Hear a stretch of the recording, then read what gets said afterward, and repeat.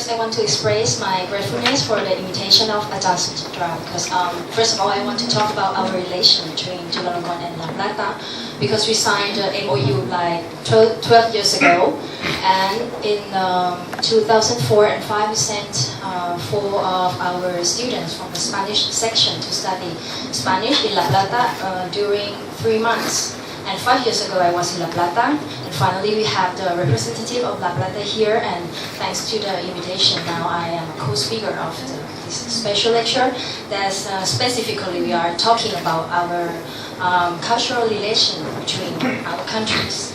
I will talk about more or less like the same period of the Professor Ezequiel, like in the 19th century, the formation of our country, but from the perspective of literature.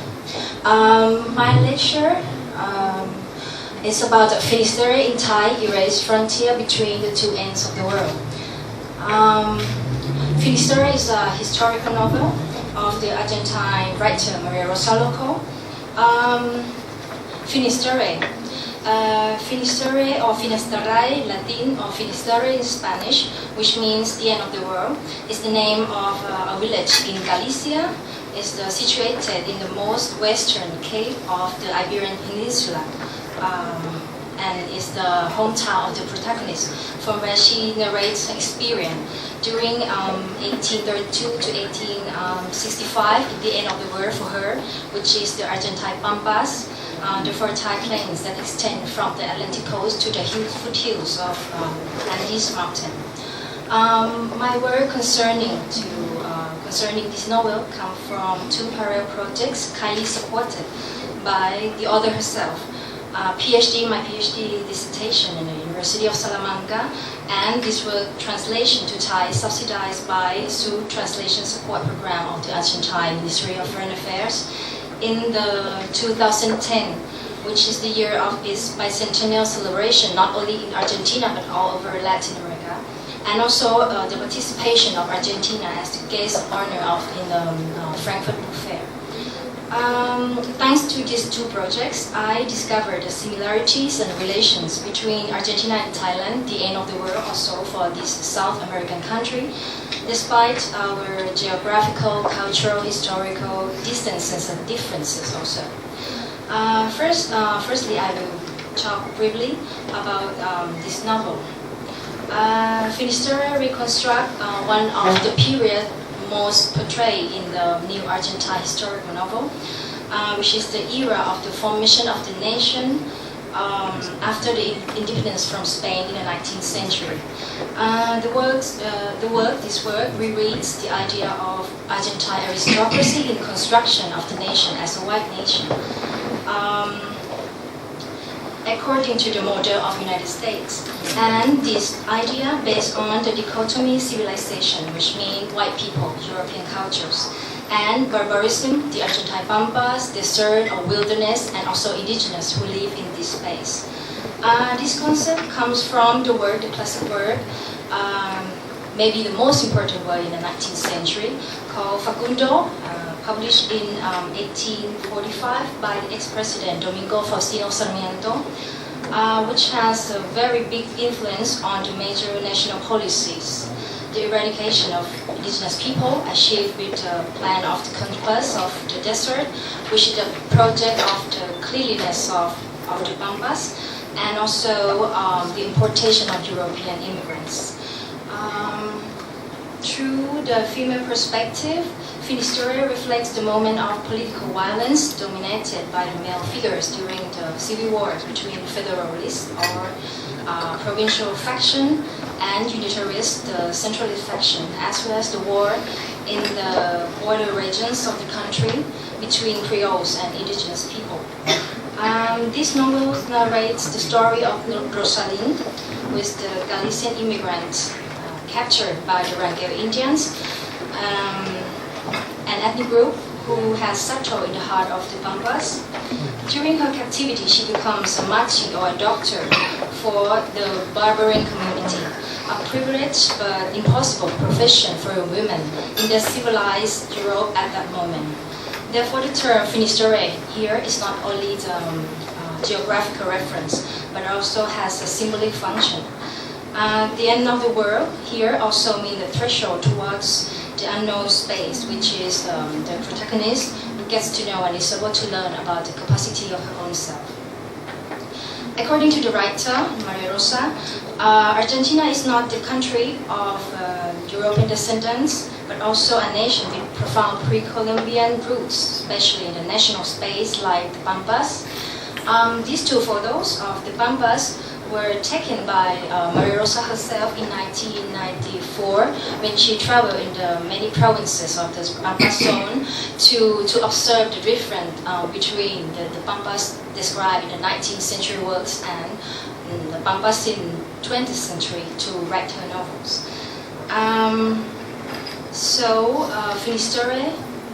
Finisterre rescues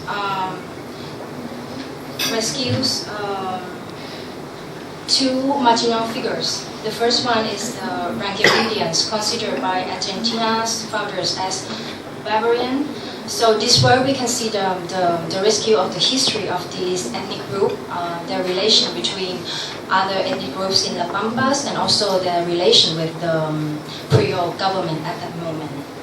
And the second one is the female captives of the Malonzas or the indigenous troop.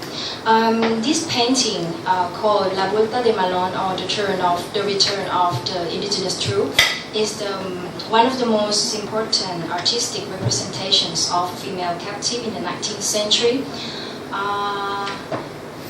I will explain a little bit of the figure of female captive. Their figure is totally inappropriate for 19th century national project because of their intimate relation with barbarians and their contribution to the prolonging of barbarism by giving birth to mestizo children, which is thought to be racial contamination for the Creole society.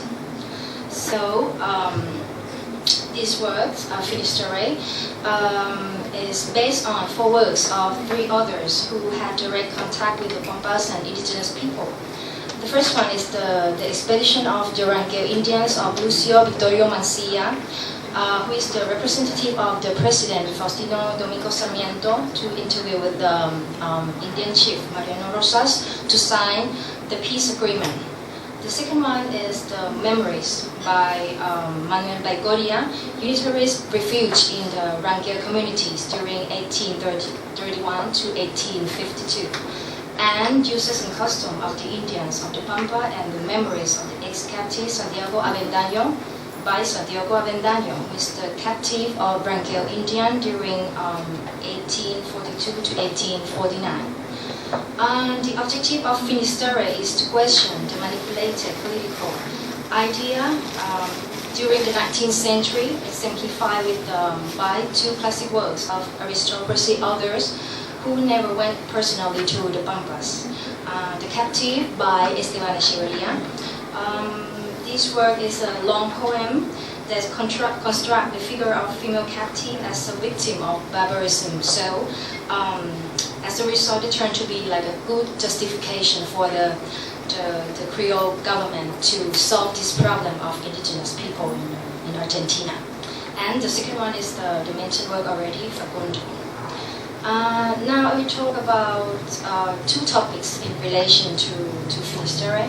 The first one is the problem and solutions of my translation project of Finisterre into Thai, and the cultural and historical coincidences between the Rangel Indians in Argentina and the Hmong in Thailand.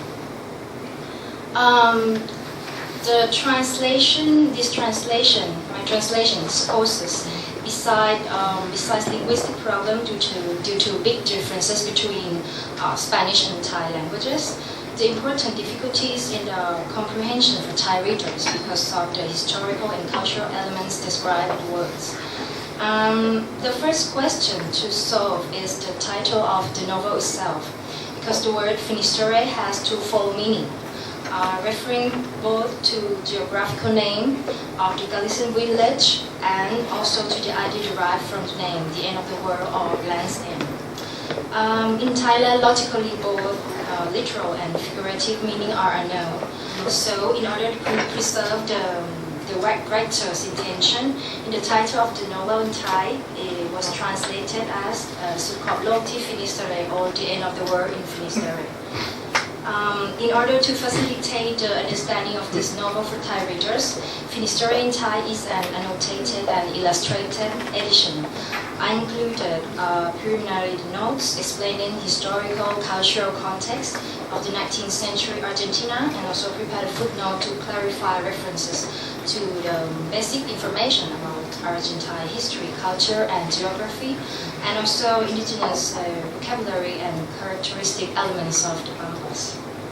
Moreover, because this novel describes a culture in Argentina that almost became extinct and a landscape completely foreign to Thai readers, we made use of the cover and illustrations to provide supporting imagery.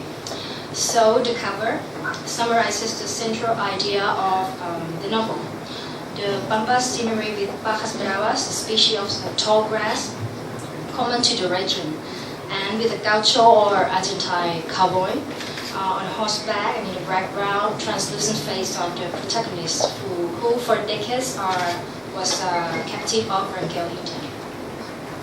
And the illustrations in each chapter contribute greatly to the portrayal of important characteristic elements of the Pampas and also the culture of ethnic people who live there. The first one is the image of the Buenos Aires in the 19th century. The second one is the high wheel carts, the only possible vehicle to travel in the Pampas in the 19th century. And the next ones are the images of gaucho, or Argentine cowboys, who are also like indigenous people, also inhabitants of the Pampas. And also there were main characters of many national literary works. And the last one are images of indigenous women. The most important one is the first one on the left is the illustration of Machi, indigenous Machi, or doctor of the Rangel community. She dressed with like a uniform for the doctor, and also using the ritual drum called Kuntrun in Rangel language. So thanks to this translation project and also my dissertation mentioned before, I discovered many cultural aspects that Thailand and Argentina have in common despite our geographical distances. Besides the increasing importance of female protagonists in historical novels in both countries, the most surprising discovery here is the similarities between two ethnic groups in Thailand and Argentina, the Rangel Indians and the Hmong. Firstly, the Rangel Indians and Hmong are great warriors who immigrated to Argentina and Thailand respectively. The Rangel Indians are descendants of the Mapuches, an ethnic group in Chile who travel across the Andes Mountain, which is supposed to be here in the frontier line. Mapuches travel across the Andes Mountain to settle in the central part of Argentina, which were the Pampas, all through the 18th century until the middle of 19th century because of tumultuous situation in Chile, especially during the War of Independence of Spain, from Spain in Chile, because the Creole troops tried to convince or try to enlist the indigenous people to participate in the war, and that situation caused great loss in the communities. So they decided to move to Argentina. For this reason, Rangel culture can be explained as the combination of the preservation of Mapuche costume, silversmithing, religion, and Mapudungun language, and also its adaptation to the custom of different ethnic groups in Argentina and Argentine Pampas. In the case of Hmong, they migrated to Thailand in two waves. The first one in the approximately more or less the same time as Rangel Indians to Argentina in the 19th century. The Hmong previously settled in the 3rd century before Christ in the southern part of China, in Jisu, Nan, Guangxi, Yunnan, and Sichuan. As a result, we can find the strong influence of Chinese culture of Hmong language and culinary customs also. During the 18th century, there were various Hmong rebellions and violent confrontation with the Chinese governments. As a matter of fact, the Chinese called this ethnic group Mao or Miao, which means barbarian or savage, while they prefer to call themselves Hmong, which means freeman, the term that reflects the nature of this ethnic group who prefer to fight against any imposition of the rule that they did not agree with. Finally, a big group of Hmong agreed to migrate towards Vietnam, Laos, and Thailand.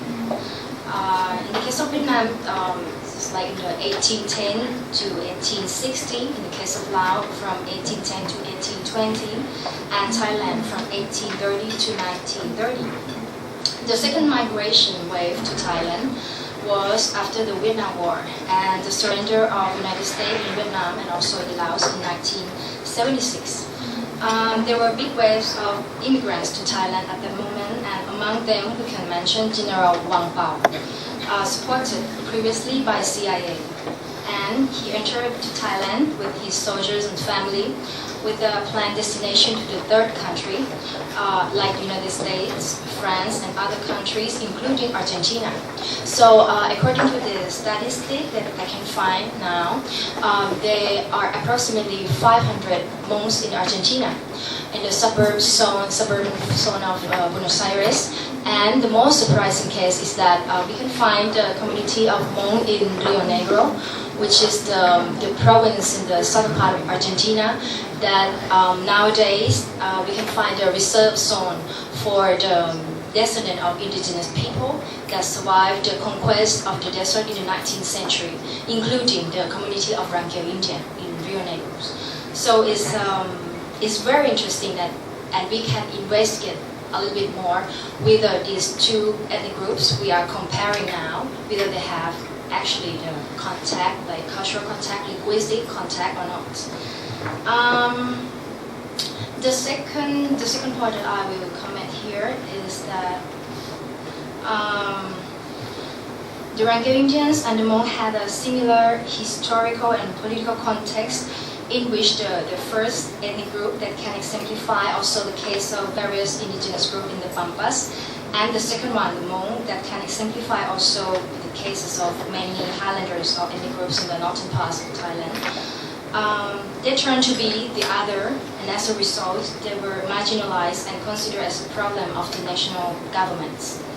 We are talking about the formation of Argentina and Thailand as a modern nation state under the political pressure of France and England from the middle of 19th century to the beginning of the 20th century.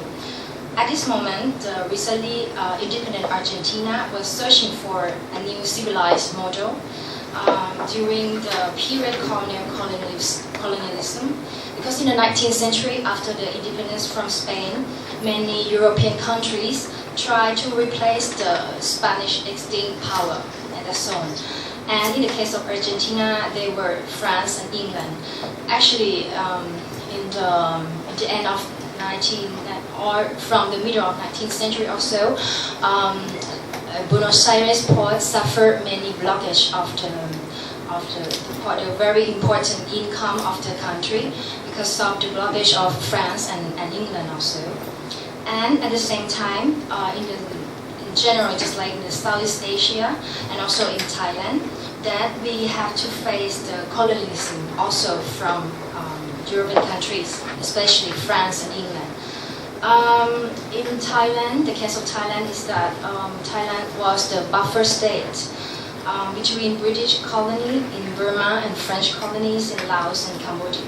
So Thailand was obliged to define its territory by the use of modern maps, which at the same time supposed the exploration of the unknown zones of the country and their inhabitants. This situation in both countries led to the attempt of the government to control the remote territory previously inhabited with total freedom by Rangel Indians and monks. In the first case, in the case of Rangel Indians, their tolderías were situated in the Pampas that nowadays are in the territory of provinces of La Pampa, San Luis, and Córdoba in the center of the country. And the second case of monks, they live in the mountainous zone higher than 3,000 feet in the northern part of Thailand, like in Pisanulo, Phetchabun, Nan Phra, Chiang Rai, Chiang Mai, Tak, etc. This height protects them from enemies and provides them with the proximity of upstream.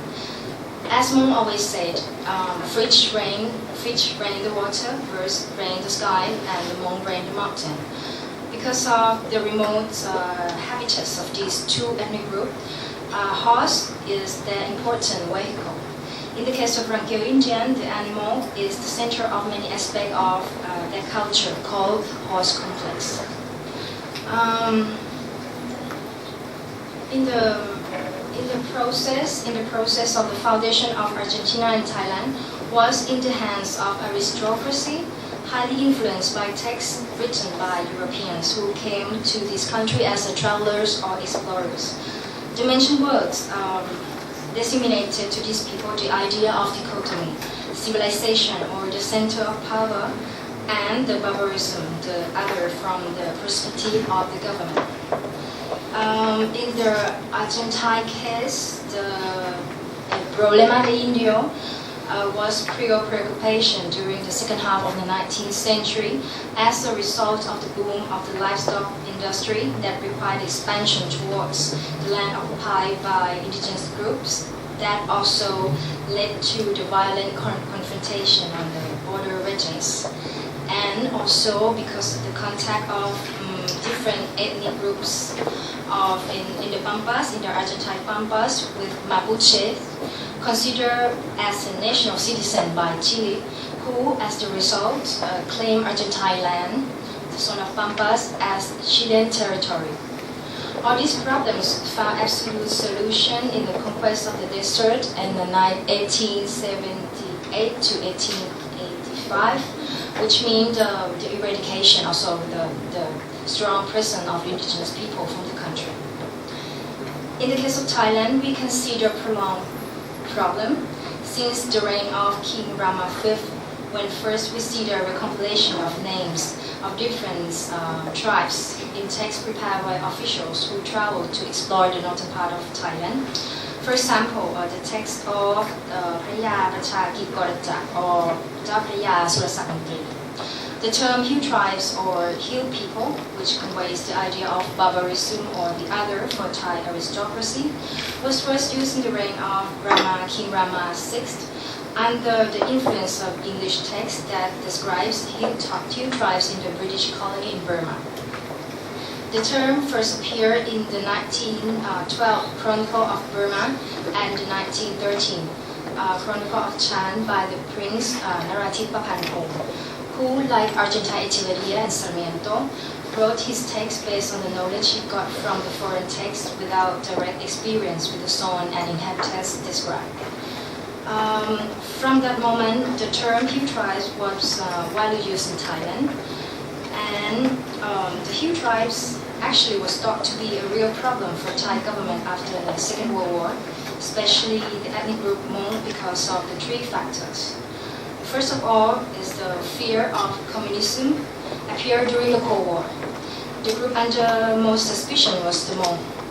Because of their large population in the country, most settled in the faraway mountainous zone, so they were alleged to have given a refuge or help to the communist members and to have participated directly in communist activities, trainings, like the case of Red Hmong considered as the danger to the state security. And the second one is the cultivation and the consumption of opium, an important plant of the cultural and leisure life of the Highlanders, which at the same time brought a sizable income to the Thai government in the 1940s. In the 1959 Act, which immediately prohibited the cultivation of the opium, made many cultural activities illegal for these people. And as they try to keep their ancestral way of life, the Hill tribes involved in the use of opium were considered in Thai society to be violating the law. And also the government's concern on this point, which come also from the political pressure of the United States, is closely linked to the first problem as the economic support for the communist activities.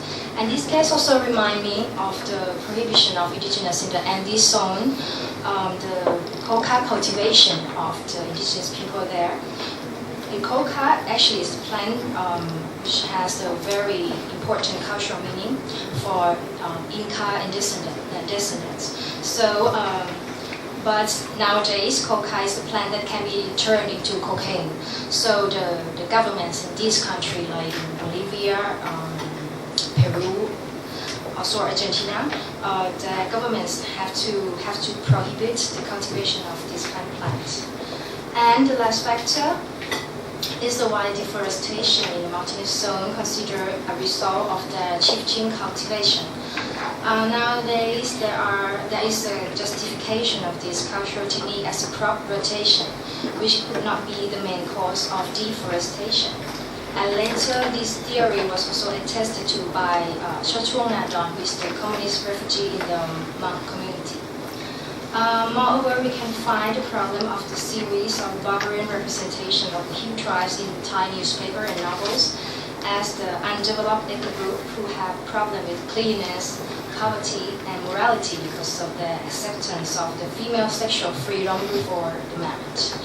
So it is interesting also to know that actually the Hmong and Rangyo Indian had a similar concept about sexual life and family formation. Single women can enjoy their sexual freedom before marriage. In the case of Hmong, we can find the terms like madang nongkao, or the conversation with the girls. It refers to a call of a man to a woman at night to take her to the nearby forest. According to Hmong culture, intimate relations among couples before marriage in women's house is prohibited. On the contrary, in the Rangyo culture, this type of relation is possible and no one, not even the parents, can condemn it. But this freedom comes to an end once the women get married.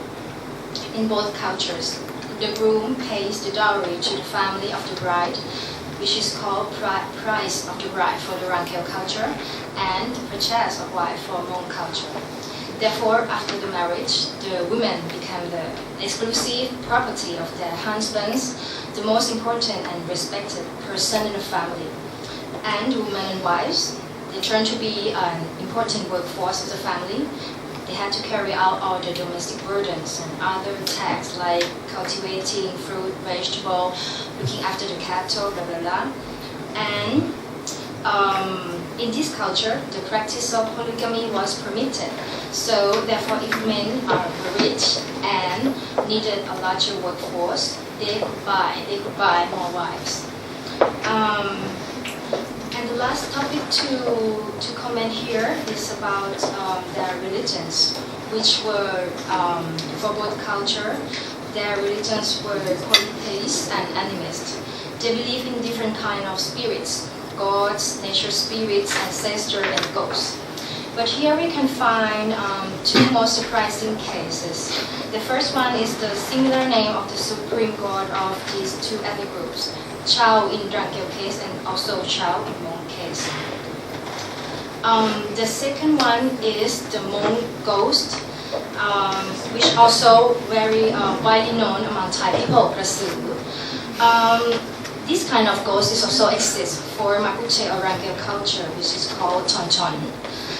The only one difference of this ghost in the Mapuche culture and Thai culture is that Chon Chon has wings, and Pusaree in Thailand, they don't have wings. Because Chon Chon is the hybrid between the evil spirit, human being, and birds. The both culture has also the practice of shamanism. According to Yang Motan, who is the French missionary and expert of Hmong culture in Thailand, shamanism is central in Siberia, North South America, Oceania, Indonesia, and Africa. So one of the explication for many coincidences that we have between us is that the most accepted theory about the origin of indigenous people in Latin America in general is that they migrated from Siberia, from Asia, Siberia, crossing the Bering Strait until reaching the new continent America, and after that moving downward until Latin America. And at the same time, you can find just like the oral legend that according to young Gordon, who is also missionary and expert also of the Hmong culture, that according to the oral legend of Hmong, actually their origin is not in China, but in a little bit northern, in the Siberia, because Hmong, they say like originally they live in the zone covered by snow and ice during 6 months of daytime and the same in the nighttime. The shaman figure in Hmong culture, or machis in Rangel culture, had a great influence in their communities. For this reason, they relate the sickness with the supercultural causes, which can be analyzed and cured by shaman using trance, accompanied by songs and percussion instruments. And a shaman can also chase away evil spirits, interpret dreams, and predict the future. However, we can find a big difference between these two cultures. First of all, in Rangel community, it is believed that women had a close connection with the supernatural. That's how they were able to communicate with gods, spirits, and even the medicinal plants. For this reason, the majority of machis are women.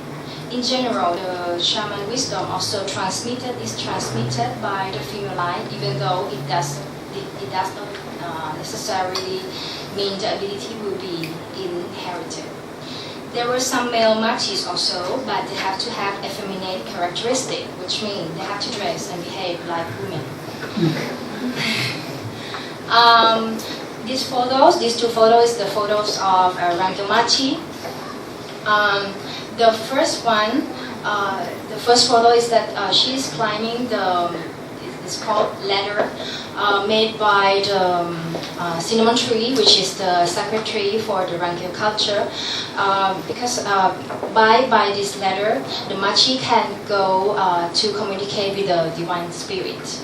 And the second photo also, this one is also the sacred ladder, and this one is we saw the illustration of my translation already, is the ritual drum of Rangel culture, which called Untun in their language.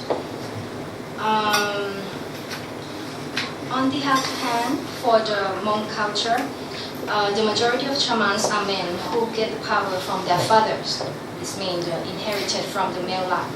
Even though we can also find female shaman.